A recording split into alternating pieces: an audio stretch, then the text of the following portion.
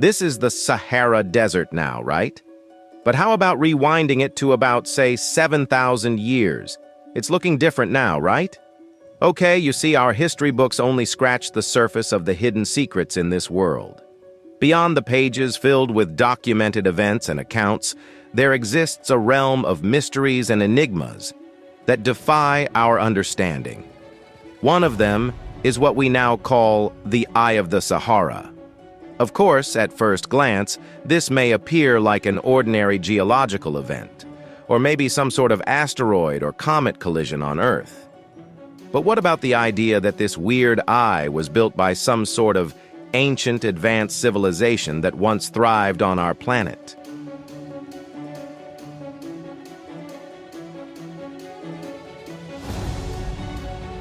In 1965, two American astronauts, James McDivitt and Edward White, went into space for the Gemini 4 mission. One of their goals was to take pictures of the Earth's surface, especially looking for large circular features that might be evidence of impact structures.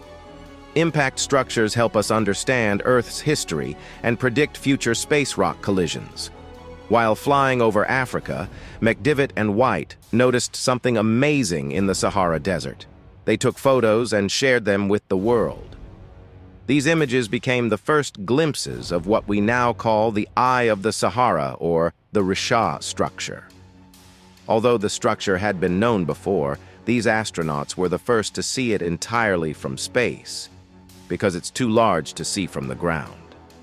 Initially, scientists thought it was a crater from a meteorite impact, but there was no melted rock as evidence, making that theory unlikely. The Richat Structure is a massive dome, about 198 meters, 650 feet, tall, made mainly of breccia, a type of rock composed of smaller rocks fused together. Geologists classify it as a domed anticline, a curved rock formation with the oldest rock at the center, surrounded by concentric rings of stone, giving it an eye-like shape when seen from above. It's enormous, about 40 kilometers, 25 miles wide, and consists of various types of rock. Despite knowing its composition and structure, scientists still debate how it formed. Some suggest it's an impact crater, but others have different theories. Two Canadian geologists proposed an alternative explanation. According to their theory, the eye's formation can be traced back more than 100 million years ago, during the breakup of the supercontinent Pangaea. As Africa and South America began separating due to plate tectonics, molten rock started rising toward the surface, but couldn't reach it entirely. This resulted in a dome-shaped accumulation of rock layers, resembling a large pimple. The process also created intersecting fault lines encircling the eye. Additionally, the molten rock dissolved limestone at the center, causing it to collapse and form a type of rock known as breccia. Around 100 million years ago, a violent eruption occurred, partially collapsing the dome, while subsequent erosion played a significant role in shaping the Eye of the Sahara as we recognize it today. The concentric rings consist of different rock types that erode at varying rates. The paler circle near the center comprises volcanic rock formed during the eruption. However the case may be, all these theories are still speculative. But one theory that has captured the imaginations of many researchers and enthusiasts is the intriguing connection between the Eye of the Sahara and the fabled city of Atlantis. This may sound far-fetched, but there are enough pieces of evidence to back this claim up, like the previous theories. Many of us here should be familiar with Atlantis. As a matter of fact, if you type the word Atlantis in Google search, you'll get more than 100 million results. It's a name that resonates across cultures and has captured people's collective imagination worldwide. Atlantis was described by the ancient Greek philosopher Plato in his dialogues Critias and Timaeus. According to the story, Atlantis was an island larger than Libya and Asia Minor combined, located in the Atlantic Ocean just beyond the Pillars of Hercules, which is believed to refer to the Strait of Gibraltar. The people of Atlantis had an advanced culture and a government system that resembled the one outlined in Plato's work, Republic. According to Plato, the city of Atlantis was protected by the Greek god Poseidon, who made his son Atlas king and namesake of the island and the ocean that surrounded it. As the Atlanteans grew more powerful, their values and ethics started to decline. They expanded their empire and conquered lands as far as Egypt in Africa and Tyrrhenia, Etruscan Italy, in Europe. However, they were eventually defeated by an alliance led by Athens. Later, by way of divine punishment, the island was beset by earthquakes and floods and sank into a muddy sea. According to Plato's dialogues, Critias mentions that he learned about Atlantis through his grandfather. His grandfather, in turn, heard the story from Solon, an Athenian statesman who lived about 300 years before Plato's time. Solon, during his travels, had the opportunity to speak with an Egyptian priest who shared the account of Atlantis. The Egyptian priest claimed that the events of Atlantis occurred approximately 9,000 years before Solon's time.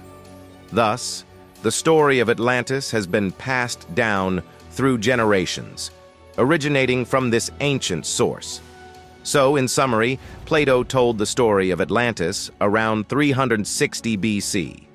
The founders of Atlantis, he said, were half god and half human. They created a utopian civilization and became a great naval power. Their home was made up of concentric islands separated by wide moats and linked by a canal that penetrated to the center. The lush islands contained gold, silver, and other precious metals and supported an abundance of rare exotic wildlife. There was a great capital city on the central island. You see, the legend of Atlantis was passed down by word of mouth thousands of years before Plato first heard it.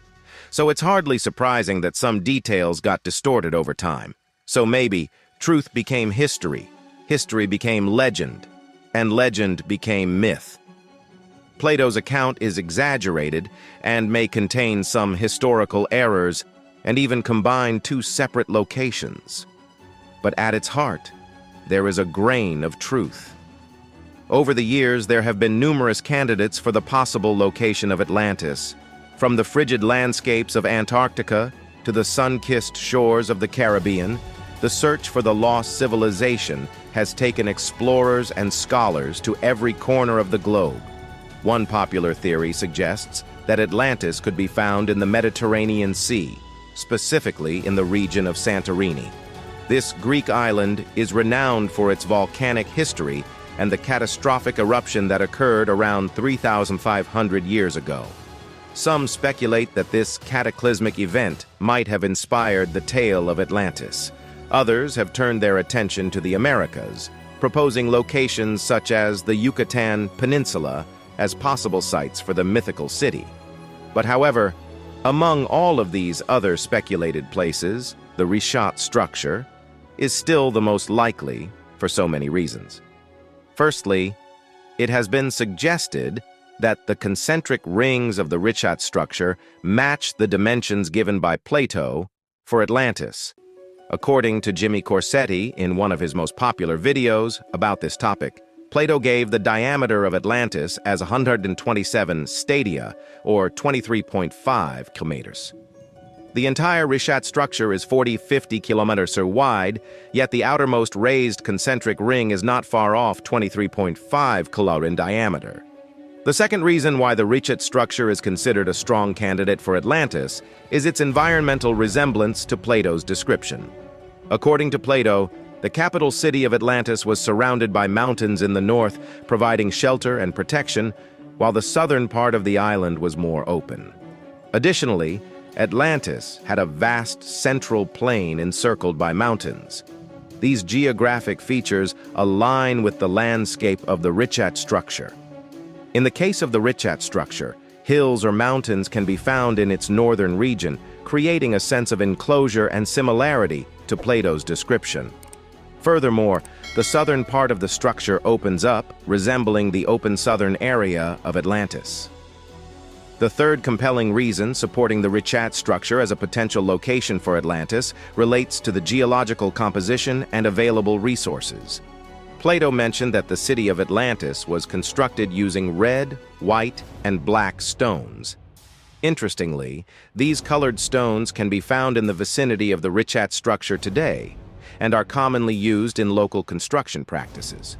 This correlation between the stones described by Plato and the stones present in the area adds to the intriguing possibility of the Richat structure being associated with Atlantis.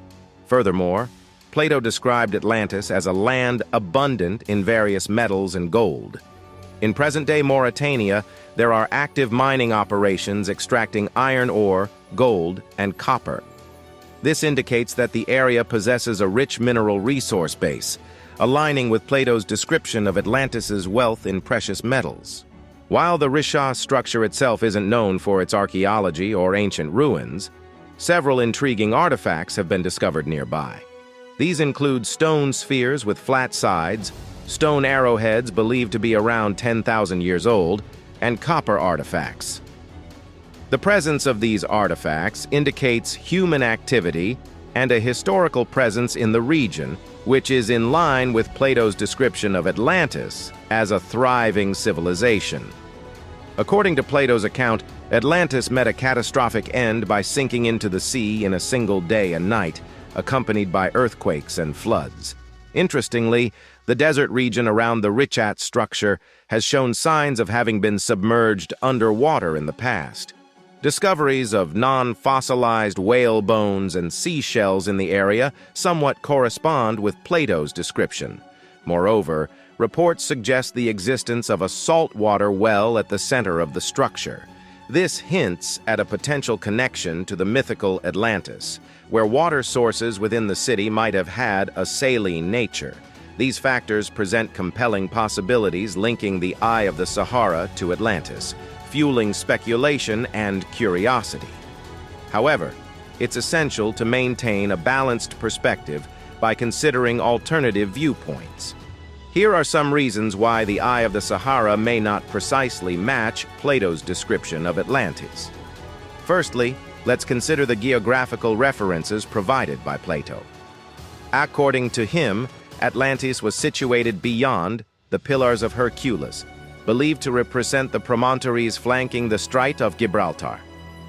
This interpretation suggests that Atlantis would have been reached by traveling through the strait and heading a considerable distance to the south. In contrast, the Richat structure, located in the Sahara Desert, does not match this description. Therefore, from a geographical perspective, the Richat structure does not closely correspond to Plato's proposed location for Atlantis. While there are signs that seawater may have once been present in the Mauritanian desert, this doesn't explain the discrepancy between the Richat structure, suggested as Atlantis, and the idea that Atlantis sank beneath the waves. Currently, the Richat structure sits on a continental landmass, approximately 400 meters, 1,300 feet, above sea level and 500 kilometers, 310 miles inland. To align with Plato's description of Atlantis submerging, significant land and/or sea movements would be required. The absence of geological evidence supporting such movements raises doubts about the suitability of the Richat structure as the actual location of Atlantis. And then, maybe everything is just fiction, created by Plato as a symbolic representation of the pride and downfall of nations. In this perspective, Atlantis is not considered to have any actual existence, neither in the Sahara Desert nor anywhere else in the world. It is regarded as a metaphorical tale rather than a historical reality, emphasizing philosophical and moral lessons rather than geographical accuracy. Therefore, the notion of Atlantis as a physical place, including its presence in the Sahara Desert, is dismissed by those who interpret it as a fictional allegory.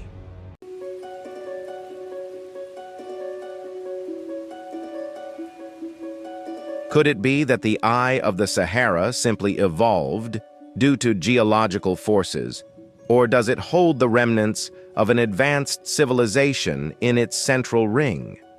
The idea that this remarkable structure, visible even from space, might have once been the heart of a thriving nation sparks a lot of speculation. Some also speculate about a connection between this structure, or the city of Atlantis, and the Great Pyramids of Egypt.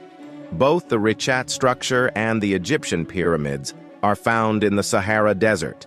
Is it possible that these two wonders of the ancient world share a common history, a thread that ties them together?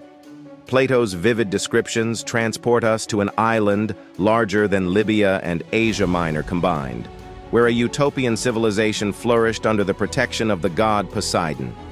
It's a city steeped in wisdom, virtue, and advanced technologies, only to meet its end in a cataclysmic event, disappearing beneath the ocean's depths. What about the Great Pyramids, those iconic structures that have defied the sands of time with their astounding precision and mathematical prowess? They've long fascinated scholars and explorers. Could it be that the secrets of Atlantis, once considered lost to history, somehow found their way into the hands of the ancient Egyptians? Did the ancient pyramid architects tap into the wisdom and advanced technologies inherited from a forgotten era? This notion prompts us to question the boundaries of our understanding and ponder the interconnectedness of civilizations that stretch far beyond the confines of time. As I mentioned earlier, our history books only scratch the surface of the hidden mysteries in our world. Beyond the documented events and accounts, there exists a realm of enigmas that defy our comprehension. The tale of Atlantis and its potential connection to the pyramids serves as a testament to human curiosity and the unquenchable thirst for knowledge. Throughout history, countless civilizations have risen and fallen, leaving behind fragments of their existence for us to decipher. From ancient ruins to cryptic symbols, these remnants offer tantalizing glimpses into a past often shrouded in ambiguity. The quest to unearth the truth behind Atlantis and its potential ties to the Great Pyramids of Egypt is but one chapter that may never reach a conclusion. While some dismiss Atlantis as mere myth or allegory, others hold on to the possibility that it was a real place with a profound impact on human history. The intriguing hints and speculative connections create a tapestry of mystery and wonder for us to contemplate. The allure of Atlantis lies not only in its grandeur and advanced civilization, but also in the profound questions it raises about our own origins and the untapped potential of human capabilities.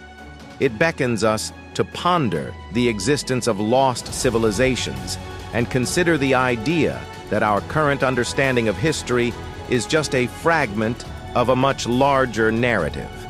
However, as we are drawn to the allure of ancient legends and hidden knowledge, it's crucial to tread carefully and critically examine the evidence presented. Well, that's it for this video. Thanks for watching, and make sure to subscribe for more videos.